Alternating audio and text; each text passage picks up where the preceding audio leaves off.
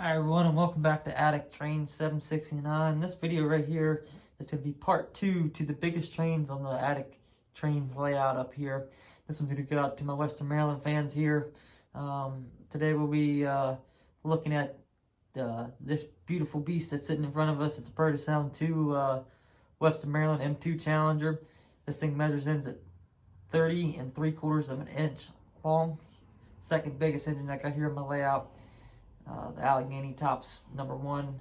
I'm going to put a link to the first part with my Allegheny in the comment section down below, and up here on top, in the top corner.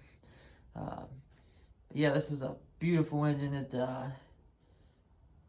very majestic coming around, pulling a freight train. I know most of you are saying, the Challenger, that's Union Pacific. Well, they Western Maryland Railroad had their own articulated steam engine called the Challenger, which is sitting right here in front of you, but it was called an M2 Challenger.